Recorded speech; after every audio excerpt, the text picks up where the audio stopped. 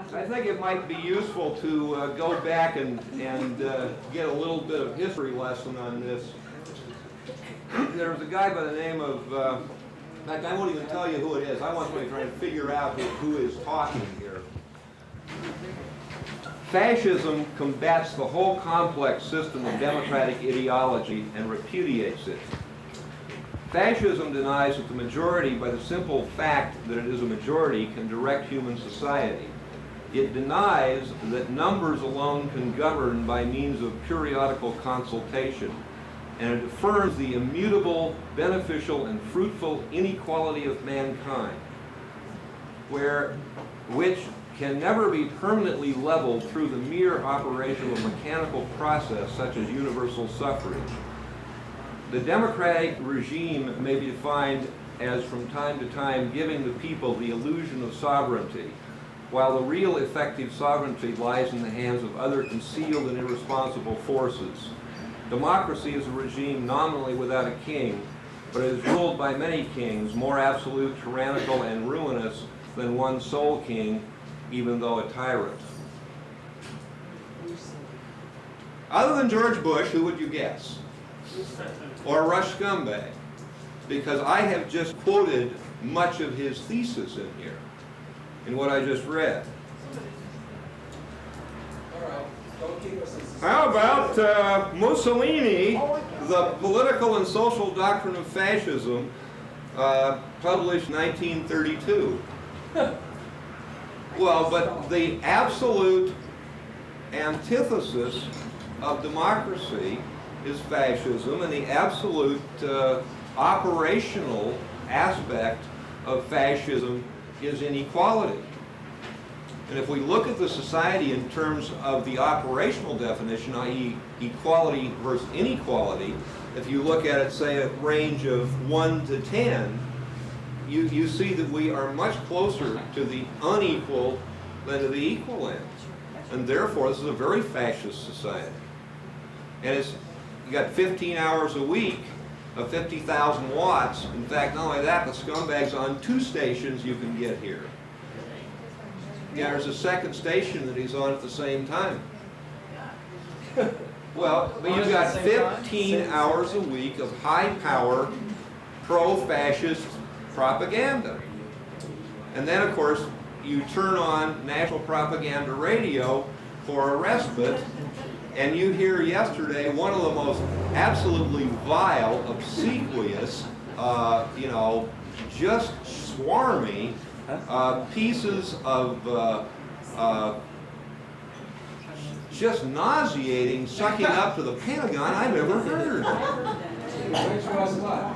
Oh, every war we've ever been in, why we were attacked, and gee whiz, golly, we were a peaceful nation. I mean, those damn Filipinos, attacked us in the Philippines. That's right. After we went there to rescue them. Says we were throwing them into the volcano. Those Cubans, I mean, my God, we went there and liberated them. The next thing you know, they're shooting at us. And heavens, I mean, we went to war in World War I because, by golly, look what the Germans did, sinking the Lusitania. It was just this swarmy kind of obsequious nonsense.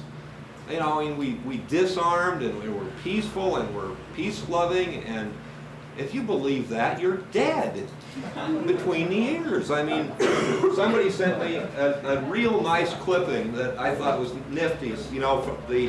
Remember a year ago we were killing Iraqis? Just got this cute little girl with a little American flag, and Daddy, with his camouflage fatigues. Mommy, when I grow up, can I kill Arabs too? I want to follow orders just like you do. I think that's a nifty piece. Is the connection between our war on drugs, our drug policies, and what's going on in LA, etc. The obvious level of outrage and anger that exists in that community and hundreds of other communities here and abroad. And while you're on that subject, can you explain explain to me the connection between the CIA and drug peddling and the street gangs and so forth that the people on TV didn't mention that you talked about? Well, I'll tell you. Let's say that the whole program started back in the period from 1850 to 1871. I don't know if you can see the map real clear, but a third of the land west of the Mississippi was given to the railroad companies freebie. Now, the people that were able to do that are the same people. I'll pass this around. It's the first card in the book. Treat it kindly. It's older than some of the people in the assembly. The thing is that the same kind of criminality that was involved in basically giving away a third of the United States west of the Mississippi, the railroads, is precisely the same program that's being run in terms of drug policy and drug pushing. Somewhere in a stack of books I should have the, I guess you might call it the, Bible on the subject, which is The Politics of Heroin, CIA Complicity in the Global Drug Trade. Now, this is the new, revised, updated book by Alfred McCoy. It came out originally in 1970 or 72, called The Politics of Heroin in Southeast Asia. But the thing is that it's gotten where the government is involved not only in heroin, but they're also involved with cocaine. They're also involved, I'd be willing to bet, with methamphetamines. We know that it was the CIA that brought in 100% of all the LSD to the United States in the 60s. That's not a matter of debate at this point. That's a matter of record. And Timothy Leary, in fact, was working for the CIA at Harvard, as was Gordon Alpert. Although he really did take LSD and became Baba Ram Das, and has never been the same since. Timothy Leary, I don't believe ever took any LSD. I think he was working as a deliberate active agent of the U.S. government from that point on, and has been continuously to this point. Isn't LSD easy to manufacture?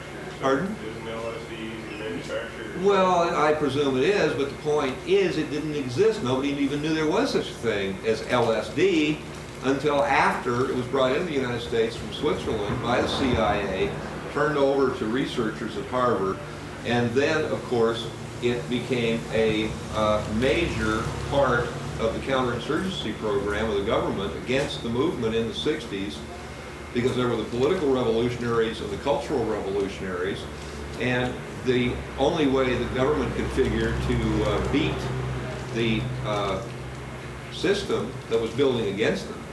And I mean, it was a system. I mean, there were even classes at Harvard University denouncing U.S. imperialism. There was an entire credit course at Harvard in 1968 demonstrating, analyzing, and denouncing U.S. corporate imperialism. Well, when you start getting people at Harvard, at Stanford, at UC Berkeley, all the major universities turned on to the idea that the United States shouldn't be an empire. It shouldn't, in fact, have 6,000 military bases all over the world. It shouldn't be involved in international drug and gun operations. When you start getting a very broad-based political resistance to government policy, which, please note, it is people like Richard Armitage, who, and I don't know if this is a fact, but according to a rumor I've heard, he's actually Barbara Bush's cousin. Richard Armitage has been identified by Colonel Bogreitz, amongst others, as a principal heroin dealer for the United States government, who was the successor to Shackley, who was working with Sano Traficante, all of whom have been working with the CIA, and they all go back clear into the era of the, ever hear of the Luciano Project, where the Office of Naval Intelligence hired the mafia to work for it in World War II? You know, and it goes, you know, and what's really ironic, the guy that put Lucky Luciano in prison, a guy by the name of Dewey, the great racket buster, he ended up on the payroll of the Mary Carter Paint Company, which was a front operation for Meyer Lansky in the Bahamas, and they were all tied in with B.B. Rebozo, Richard Nixon, the Miami National Bank, the Teamsters. You want to talk about crime and corruption, you start in the White House and work out. And the way all of this gets involved, you know, is America, what went wrong?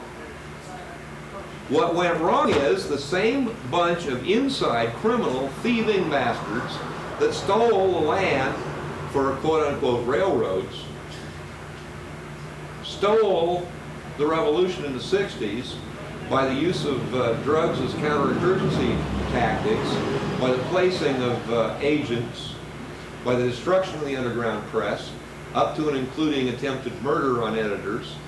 They firebombed some papers. The history of the counterintelligence program of the FBI is absolutely voluminous. And how many people here remember why we know about COINTELPRO? Anybody want to tell me how we found out about it? Anybody remember? The church and the Pike committees? No! No? No! Some political revolutionaries in Median, Pennsylvania burglarized the FBI office. Oh, I remember that. Yeah! They took a ladder, put it up against the building, went in the second-story window, went in and took boxes of FBI files out of the FBI office, down the ladder, and took them home. And so they got the boxes of records out of the FBI office home, and they were sitting down, and they were looking at it, and they're going, C-O-I-N-T-A-L-P-R-O, Cohen, what? And and it was the files on them. They stole their own files. Well, they started figuring out, wait a minute, this, they figured out what all these different code names meant. And they said, holy mackerel, the secret police are running a secret destabilization program against the New Left. There's another phrase that, how many people here remember that? The New Left. Well, at this point, we have the progressive community, which is to the New Left sort of what Rin Tin Tin is to serious fiction. So what they did is they made copies of key documents out of the files, nice big stacks of them, and they sent them to places like the LA Times, New York Times, Washington Post. So all these editors all over the country are getting copies of all these government documents, and they're unsanitized. They haven't been censored. And all these people are looking at them going, wait a minute, what is this crap? Well, that happened, at the time when a lot of younger people in journalism still hadn't been neutered. Neuter is a nice word because it is an equal opportunity event. It's not a sexist kind of statement. Doesn't have color either. No, it's absolutely colorblind, gender blind, and if you want to understand how the world really works, you've got to be as sophisticated as that word and not get confused and think that a woman that worked for Ronald Reagan must be wonderful because she said something unkind about Clarence Thomas. Because don't forget, they worked for the same people, they took paychecks from the same people, they had the same agenda, they did the same dirty tricks for the same dirty bastards. So how does one of them turn out to be a hero and the other one a bum? Think about that. And tell me there aren't some people getting snookered right now. Yeah. I mean, let's face it. That's the most frustrating thing from my perspective as a drug policy reform activist is listening to this garbage that comes out of the so-called leadership, especially in the poor and minority communities, that completely dances around the whole issue of the war on drugs and what it's doing to those populations, to those It's segments of killing our them. population. Well, it's killing them. That's what it's supposed to do. Hey, the price is right. Must The be. price is right. The fact is that drugs have been used in the United States over and over again, just like racism has been, and sexism, as a means of dividing and controlling.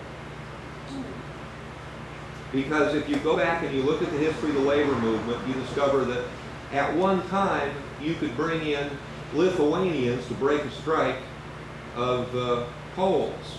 Neither one of them spoke English; they only spoke their native language. So you couldn't get the Poles and the Lithuanians together to organize together against the bosses. Well, when people had been here long enough that they had all learned English, you couldn't divide people on the basis of language. So then they divided on the basis of Protestant and Catholic. I mean, we had major pogroms against Catholics in this country by quote-unquote Protestants. And it was done, again, as a means of division. And eventually, you know, the religious card didn't play so well, so you bring in blacks. Well, whoopee. That worked good. Well, it doesn't, it depends. The fact is that if you get the kind of class solidarity that's based on class and not on these other, you know, you cannot blame anybody for anything they were born. I mean, you can't say to somebody, you're too tall, you're too short, you know, you got the wrong color hair, you got the wrong color eyes. I mean, nobody picks those things. They can't pick their gender. They can't pick when they were born. Like I tell people, hey, I was really smart. I picked being born so I'd come up between wars. Well, I mean, heavens, I was so bright that I got myself born so that I'd fall between Korea and Vietnam. Right, I can take all the credit in the world for that, can't I? I mean, it's just idiocy when you think about it. You cannot either take credit or discredit for what you're born. Nobody says, you know, you're going to be short or tall and, you know, you get your wish list before you're conceived and pick your genetic programming. So therefore, anything that is a function of being born can either be a you know, an advantage or a disadvantage in a rational world. And there was an effort clear back at the Civil War to put together a union of working people, which included the blacksmith who owned his own tools, even though he was quote-unquote a businessman. And it's interesting, you know what it cost in 1907 to equip one complete blacksmith shop out of the Sears and Roebuck catalog? $54. And pocket change. $54 for one complete blacksmith shop. What would that translate into in $1992? Oh, wow. What's the question, Paul? Pardon? What would that translate into? No, it's a legitimate question. I'm just trying to kind of think about it. Generally, I use 100% every 10 years as a rule of thumb. Well, yeah, that's about right. About actually, you know, if you double it, okay, 100 in World War I, $100, World War II, 200, 4, 6. And we're talking about $2,000. It's more than that. Oh, what it be today? All right, so make it 10,000. The fact is that if there were work for a person with a $10,000 investment, you'd have a lot more people doing it. But what we've also changed is we've changed the way the entire economic system works so that it's now essentially almost impossible to be anything less than big business. And that's a real problem because it gets very sophisticated and subtle. Like right here, the Phantom is under pressure because it's not zoned properly for a commercial activity. Well, whoopee. It used to be everybody lived in the back of the shop or over the store. Sure cut down commuting. You know, I mean, you don't have to have a lot of cars, a lot of gas, a lot of freeways to commute downstairs.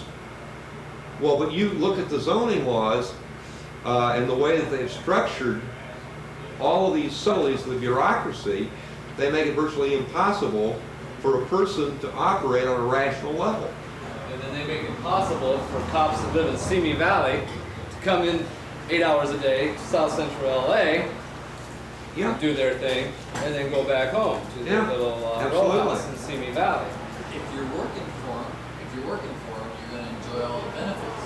And if you're not, you're gonna be oppressed by the lack of benefits. That's what you're But if you look at the statistics since Fecal Brain got elected in 1980 with the October surprise, the distribution of wealth in this society has gone so haywire that right now the top 1% of the population holds more wealth than the 90% on the bottom. Now the 90% on the bottom is one hell of a bunch of people.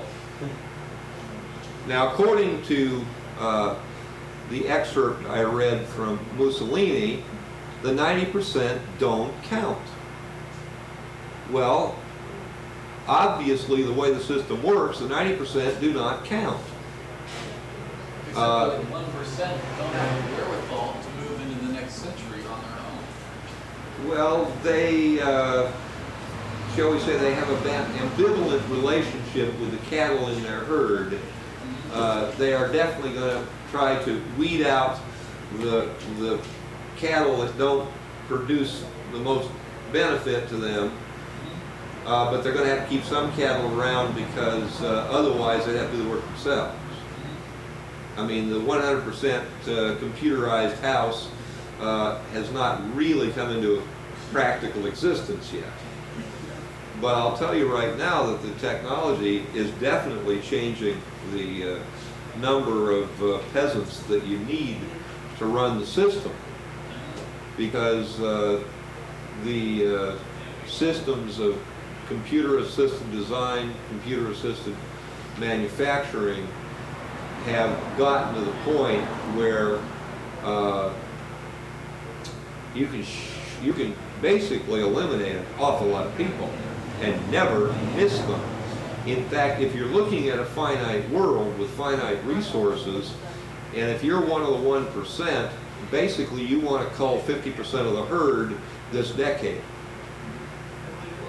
You're going to cull half the herd this decade. And that's exactly what's going on. Anybody who says, if anybody says George Bush does not have a policy, I hate. Population control policy. Well, no, it's population destruction policy, Exactly. using the right to life as the gambit. Because in order to destroy a population, the best way to do it is to overdrive it beyond the carrying capacity of the environment. Because what you do is you hype into the system artificial capital to pick up the carrying capacity until eventually it cannot be sustained. And then when the artificial supports fall away, you have a population crash that is vastly greater than you would have had on the basis of just rational planning determined on the basis of human value and human issues. Getting back again to the war on drugs, that's being done another way Integral part. by, if you took what's happening now and projected into the 10, 20 years ahead, you'll see 50 to 75% of all black men Dead. are going to be dead or in prison. Well, no, they're simply going to be gone. Well, prisons and Navies. Well, debt is gone. They're gonna be gone. Yeah, for all practical purposes, they're gonna be gone. Well, right. But they may not all be dead. If we continue in this present mode, Well, we'll be in some way or another incarcerated. Well, I can see the handwriting on the wall in terms of use of inmates as quote-unquote productive labor, i.e. they're now manufacturing prison jeans and Pendleton and selling them to the public, making $4.25 an hour. Well, I mean, I can see the possibility, since we now have the highest per capita imprisonment rate of any nation on the planet. I can see the prospect of this being essentially converted into the wonderful world that we overthrew in 1776, because then, you know, everybody remember a thing called debtor's prison? In fact, it was debtor's prison that to some extent populated the United States in the first place, before it was the United States. People were given a choice. You either go to prison because you aren't paying your bills, Turkey, or you get on that ship and go over to the New World. Well, I mean, you know, half of Australia got started by inmates trying to keep a real sense of what's real and what's honest and what's true and what's rational in a world that is very rapidly coming unstuck, where literally you cannot believe a damn thing in the paper, you know, because it's probably a plant, or it can be a plant, or it's a spin, or it's, you know, or it's somebody's way of manipulating something. It's getting to the point where the language is corrupted, the reality map is so corrupt, you cannot be sure what's real. And in fact, they've now got digitized photography where you can't even be sure the photograph is real. I mean, literally. About that Rodney King footage. Video toaster. You can do that anywhere. Unless it's spliced up, right? Even then, you could splice it up and make it look like the cops, he was beating up on the cops first. Could have been completely somebody else. Oh, well, this all of a sudden emerging film of him attacking the cops, you know, I'm going to keep my fingers crossed on, because it would seem to me that if it was legit, it would have been available from the get-go, and not suddenly have it materialized after the fact. I mean, I find that a little bit suspicious.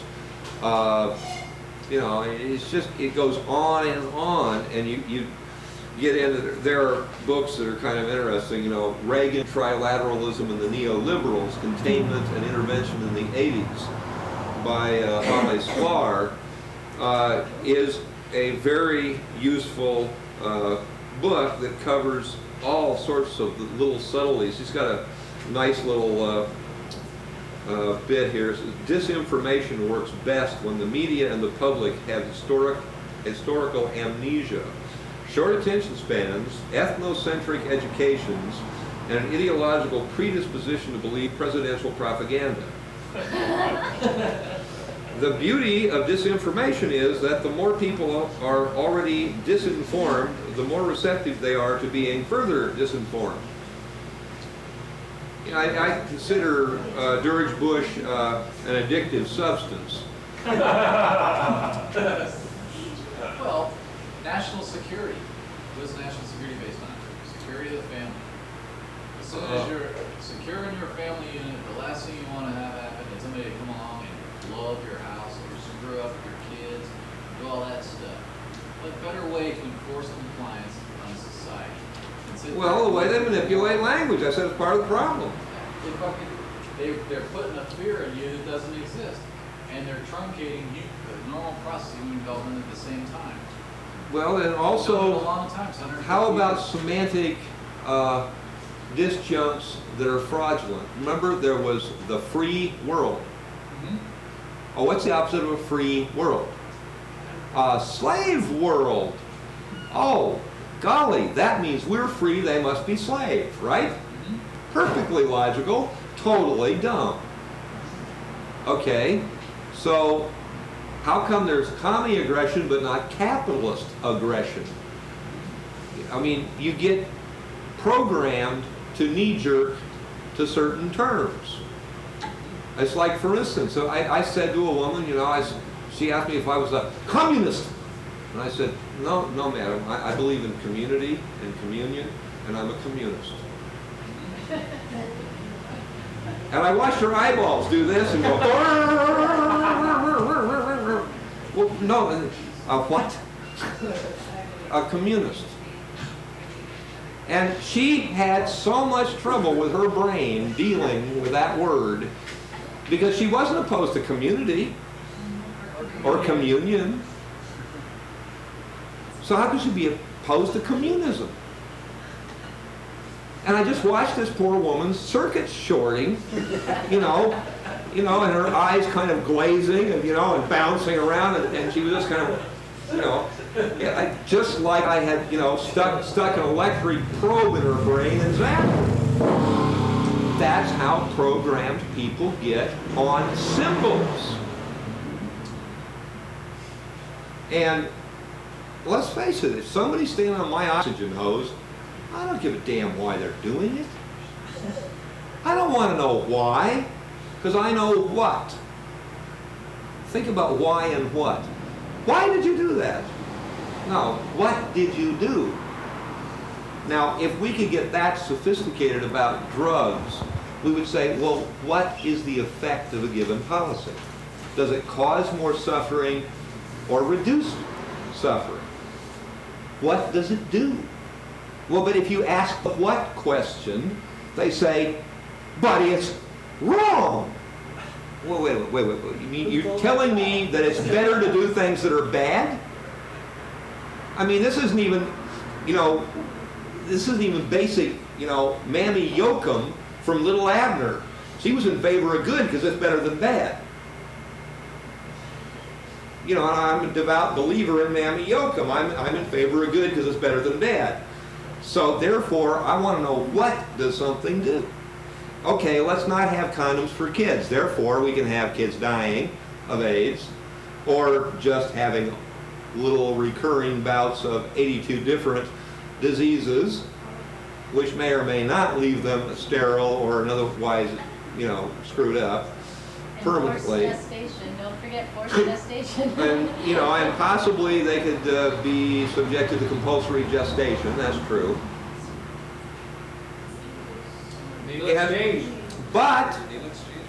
But nobody asks, what does it do? They want to start out with some abstract metaphysical truth. Kids shouldn't screw. Therefore, if we don't make it safe for them to, they won't. Right. Check with Maureen Davis, who was an 8.5-pound preemie. Did everybody catch that? 8.5-pound premature baby.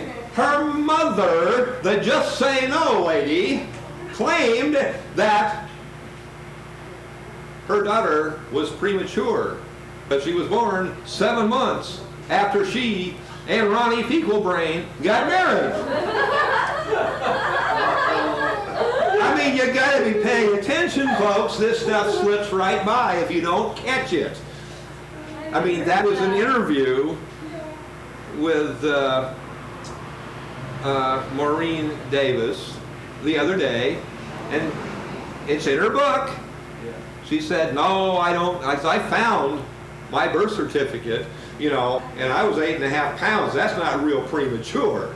Mama told a fib.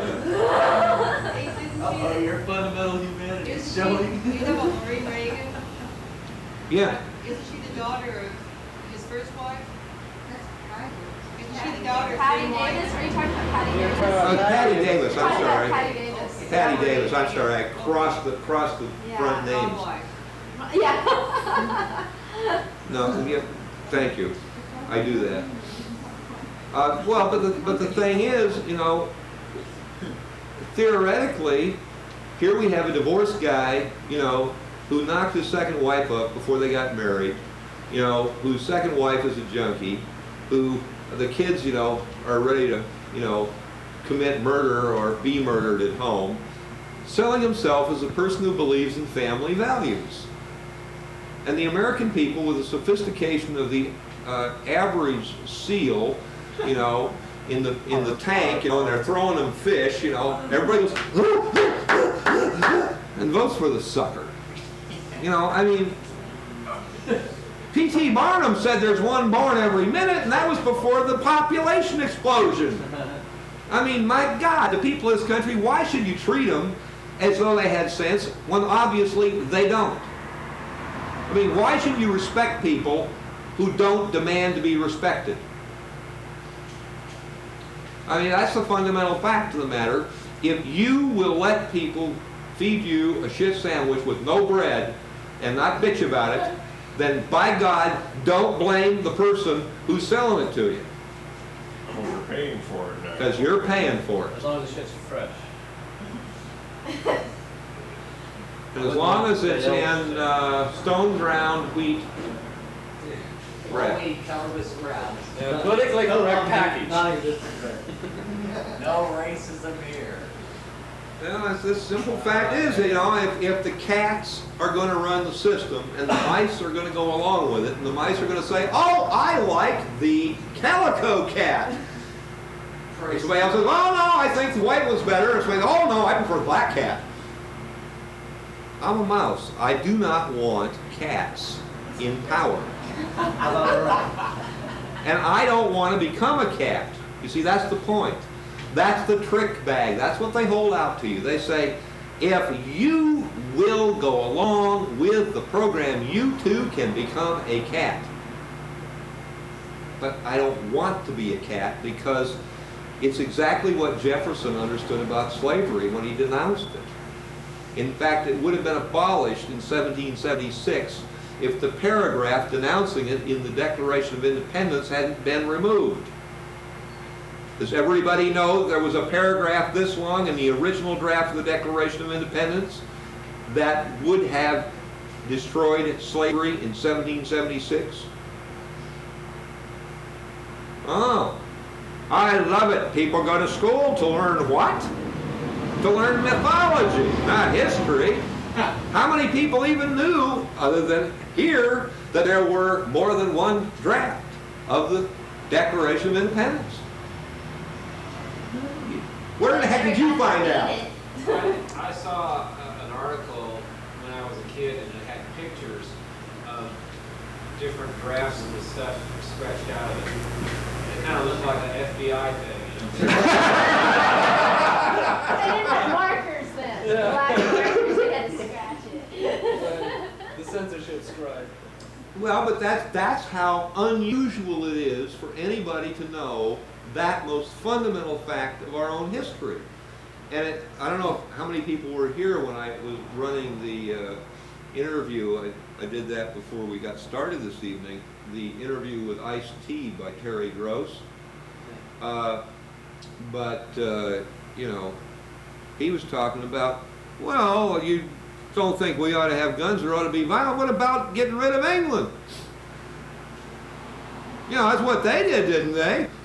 You know, and I'm thinking to myself, hey, how come I feel more solidarity with this black soul brother from LA than I do with this dingbat lawyer from Philadelphia? Because he's got a better grasp of the history than she does. Except, see, she's a cat. And he's still thinking like a mouse. But he doesn't want to be a cat. And that's what the society has got to be changed into, is one where you do not have secret police, you do not have secret government, you do not have secret economics. I mean, I want to know why the president of Pacific Power, the Chamber of Commerce, and the publisher of the Oregonian are sitting there deciding who is going to be on the committee to define and decide police policy into the next century for the city of Portland. Who the hell appointed these bozos as our overseers? They did. The cats appointed themselves. to make sure that the mice are kept in line. Well, I remember a cartoon from the 60s that was really charming. It had this picture of this huge room, and there are two cats standing in the corner, looking out into this room, absolutely full of mice. Totally full of mice. And the mice are all looking at the cats. There are just two cats, and they're in the corner. And the one cat says to the other, said, "Think it would do any good if we tried to negotiate?" Well, you know, at some point, the mice have got to get it straight. That, okay, fine. If you want to be a cat too, you can. That's an option for one individual at a time. It is no option for society. It's no option for the future. Because there can never, ever be a system of mice and cats where you don't have more mice being eaten by the cats. That's what cats do. I mean, there's no rational way of understanding the kind of hubristic nonsense that has passed for government policy in the last half century. It is literally over the edge. It belongs in the funny farm because we are over our heads and out of control of our own technology. And I mean, for instance, since 1950, there have been more chemicals introduced into the environment than had been discovered or invented in the entire history of human civilization up to 1950. And now they're patenting life forms. Quote from Emerson, in the relation between things and men, things are riding in the saddle and man is the horse. Yeah. Well, a lot of people saw this coming. The Education of Henry Adams, written at the turn of the century, his last chapter called The Dynamo, anticipated the acceleration of history. He was thinking, you know, well, golly, it took 1,000 years for Rome to fall. It took 250 years for the British Empire to fall. How long will it take us? Well, obviously, a hell of a lot less. 18 minutes, I think, when we get going. On a good day. Are you sure that wasn't the gap on the Watergate tape? Yeah. I mean, but we're, you know, I mean, I don't know. I see that this is really very, very ominous because if the people running it were honest, decent human beings who cared about solving problems for people in the real world, you would not have these brain-dead debates over right and wrong as written in Scripture. I mean, you would not, there would be no such thing as a Jerry Falwell. I mean, Jerry Falwell would be a Saturday Night Live character. He would not be real. You would not have Rush Scumbag, who I'm trying to decide whether he's the Jeffrey Dahmer of talk radio. But he's either the Ted Bundy or the Jeffrey Dahmer of talk radio. Because the man is totally corrupt, totally cynical, totally dishonest, totally vicious, absolutely racist, totally bigoted, a complete stone-cold fascist, and a man who is willing to lie like a rug. He'll switch his position 180 degrees in 3 milliseconds. The man makes Jerry Brown look like you know, the North Star. You know, old Weather Vane Brown. I mean, the guy is evil, he's cynical, and he's vicious. Maybe he's running for president. Rush Scumbag? Yeah, eventually. I wouldn't rule it out. I wouldn't rule it out at all. I You never mean, know. It doesn't cost anything to run for president. unless you're Good Ross media Perot. Well, but he did offer to be. There are 300 or 400 candidates for president. Yeah, right. That's true.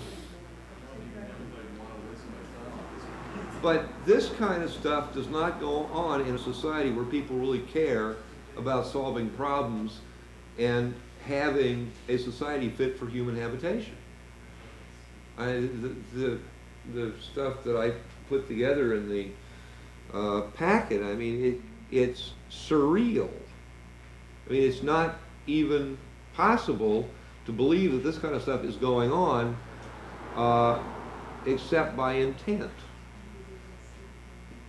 I mean, I see the policy of George Bush et al. As being one that is absolutely deliberately genocidal. And I think it is absolutely conscious, intentional, and deliberate because it's working too well to be coincidence. You look at the total destruction of the Soviet Union, the total destruction of Yugoslavia, the virtual destruction of every Eastern European country. I mean, the last time I heard, the senior citizens in Warsaw were throwing rotten fruit at Lech Wałęsa. You know, I mean, you're looking at the complete breakdown of most of the world's population. Like right now, in Brazil, there are death squads operating on a daily basis that are simply killing the kids like we're rioting in LA this week. I mean, they are literally just wholesale homicide against street kids. That's why they live in the sewer. And it's so bad, people don't even notice it because they're dying of so many other things. It's like it's not even as much of an issue anymore. And There's so many right incidents now, in there are kids all through Latin America who spend half their day with, you know, a tube of glue in a handkerchief, sniffing it. Because that's they don't have the food, they don't have the shelter, they don't have the clothing, they don't have anything other than a means of numbing the reality, which is glue sniffing. And of course that produces central nervous system damage. They never ever are going to be right in terms of their mental function. But hell, this goes on in the United States. It goes on all over the damned world where the corporations are permitted to simply take markets and resources and labor and manipulate them for their own immediate short-term wealth and screw the human consequences and the consequences for the planet. Anybody ever read Sam Melville, the most famous bomber of the 60s? The man who blew up more millions of dollars of corporate property than anybody else? How in the hell can we be revolutionaries when we have amnesia? It's holidays, there's no continuity. We have Tom Potter. That's not amnesia. That's asphyxia.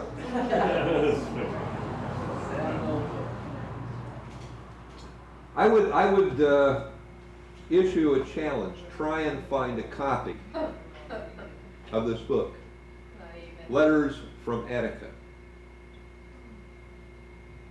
It's a very important book, and it has a lot of important information in it. And the Multnomah County Library pitched it. You mean they don't have it anymore? They took that title away or what? Yeah, Dirt cheap. well, but they're purging the libraries of your memory. When's the last time it was taken out? I don't have the currency. August. Well, the last thing entered here is April 22, 1976.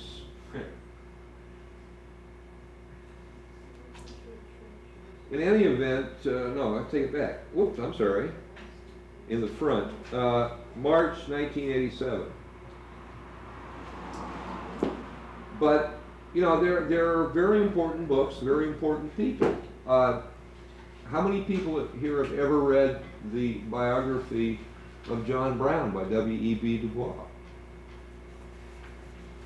Did I see any hand? One? You have read it. Was that yes, no, or maybe? Me? Yeah, Yes, you have. yes. How many people even know it exists? Well, not very many, but I'll tell you something. It is one of the best books on that part of history that you'll read. I mean, the proposition that we got rid of slavery by walking around with signs saying it's not nice to hold people as chattel. That was part of it, but it sure as hell wasn't all of it. And that is the thing that gets you into deep trouble in this country, is when you see history as a totality and understand it as a functioning system, where people who are opposed to a particular problem, and they're opposed in different ways and are willing to do different things, and when they unify to achieve a common objective, working in conjunction with each other, rather than hissing and pissing it in and at each other over the methods. I mean, John Brown was protected by the Quakers, who were devout pacifists, while he had a price on his head for killing pro-slavery people in Missouri, because they were unified around an objective and not a method. And also about 5,000 Quakers were killed off by the Puritans when they first came to the New World too. The Quakers had some difficulties, that's quite true. They were not well received in all quarters. But understanding the system now, you got three basic areas you need to understand by analogy. One is the Revolutionary period when we overthrew British imperial power. The second is the period leading into and including the Civil War. And the third period is the semi-war that basically got lost in the shuffle, the 60s and the 70s. Most people don't know there was a war in the 60s and 70s. The only really comprehensive material on it is the last issue of Scanlon's, before it was suppressed by the government, called Guerrilla Warfare in the United States. I don't know if that's in the library or not, but that was the last issue of Scanlon's, was Guerrilla Warfare in the United States. And there were a number of books that are relevant, Letters from Attica being one of the major ones, because Sam Melville and Jane Alpert were serious, dedicated, committed revolutionaries who paid for their convictions.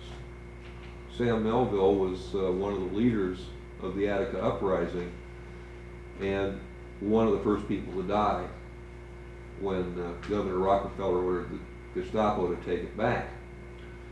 And let us all remember very clearly that every hostage who was killed in the take back of Attica prison in 1972 was killed by the fire of the police. Every one of them died from gunshots. Not a single one was killed by the inmates. And Sam Melville took a 12-gauge rifle slug in the chest. So, I mean, he paid for his convictions. And the fact that we don't remember him, and don't respect him, and don't admire him, and don't honor him, I think speaks volumes about the efficiency and effectiveness of the media and educational system of this society. You can't respect people you never heard of. Again, I mean, why is everybody surprised when this stuff happens? There's a political economy of the black ghetto, which explains, 20 plus years ago, why in fact you have to keep a certain part of the population unemployed. You have to keep them essentially as a reserve army to keep wages down, to prevent unionization, to prevent organization, et cetera, et cetera. I mean, this has been understood, it's been explained. I mean, whether you do it on the internal basis or you do it on a global basis, The Wretched of the Earth by Frantz Fanon. I mean, it's all been part of the same program forever, and everybody is constantly amazed when the sun comes up. It's like, why isn't the people of this country have the same intellectual continuity as a puppy? You know, every morning they get up and they go out and they go, gee, what's that? What's that? What's that? Oh gosh, gotta pee, gotta pee, gotta pee. And then they go, whoa, what's that? What's that? What's that? You know, I mean, it's just constant